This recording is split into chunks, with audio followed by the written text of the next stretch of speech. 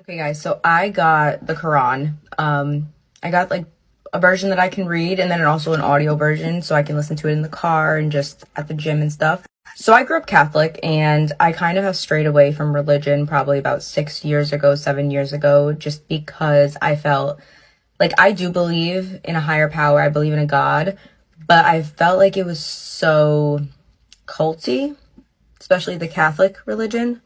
So I just felt like I didn't need to be in a church every Sunday to believe in God or to talk to God, especially when they tell me that I can talk to God anywhere. But over the past few weeks, seeing what is happening in Palestine right now and seeing how these Palestinians literally are thanking God as they're losing everything. You don't see them cursing out Israel. You don't see them saying things like, is there even a God? Like, there's no God. Like, how could you do that? Like, I would be questioning my faith if my entire family just got wiped off. But no, they're thanking God. They're telling God, take care of my family from here. Thank you. Thank you. I trust you. So I need to know what y'all put in Islam, okay? I need to figure that out because I'm intrigued.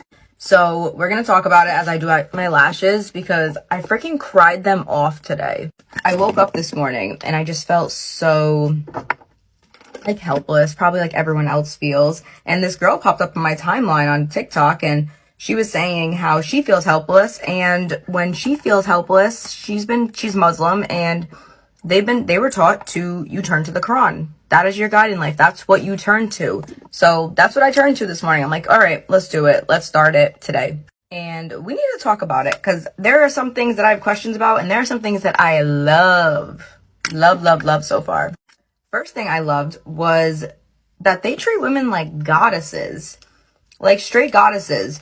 They have to like take care of their women, provide for their women. I always felt like in Catholic religion, the woman was always treated less than. She always had to obey the husband and he was always right. And in many other religions, like in other religions, they're allowed to marry multiple women and the women are selfish if they don't let him marry other women. Well, in the Quran, baby, they're like, yeah, you can marry other women. Can you clothe every single one of them? Can you make sure all their bills are paid? Can you make sure that they're all eating? Can you treat them fairly? Which means if you take one of them out on a date, you're taking the other ones, right? You're going to do separate date nights for every single one of them? Oh, no, you can't do that? Well, then you can't have them all. Oh, I do have a question, though. So there was this one part that said, you cannot, like, inherit women against their will. Is that, like, arranged marriages? Or does that mean, like, I don't know. I took that as, like, arranged marriages. Am I wrong?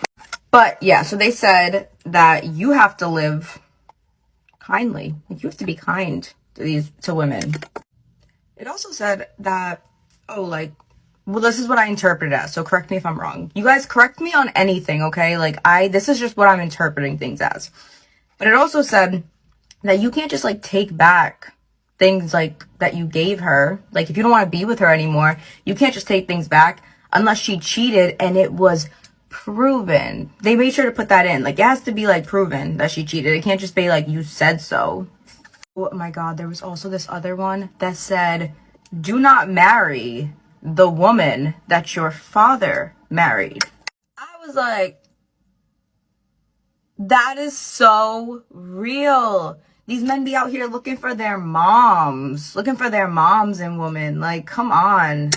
Wait, is that what it means? I'm like, is that what that means? Because that's what it said. So that's what I took it as.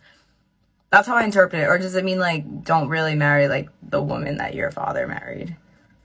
I'm gonna take it as, like, don't look for your mom in these women. Like, what?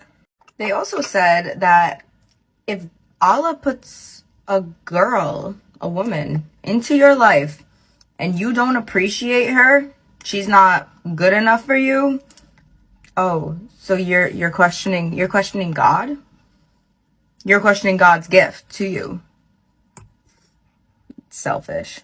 Also, I do have a question. This might be stupid, but when they say orphans, do they mean like orphans, like lost, like both, like how we mean orphans, like no parents at all? Or do they just mean like you just lost your dad? I couldn't understand. I was a little confused by that. If it meant like just like your father was gone, or if you like have like no parents, are you considered an orphan? So that's like my question.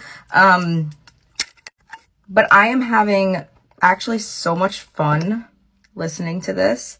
And oh my God, the Islam religion, it's so peaceful.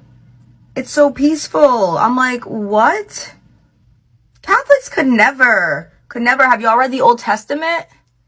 Have y'all read the Old Testament? Could never. So I'm gonna be honest. So far, I am very pleasantly surprised. I already feel like I'm in a better mood. I don't know. Like, I was in such a low mood this morning. I think as many of us have been.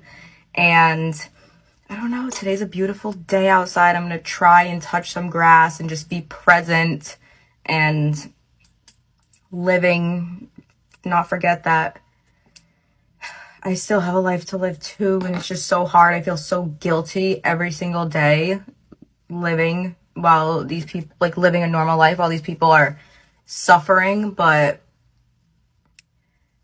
I'm so glad to learn about their religion and their beliefs and understand them and every single one of you.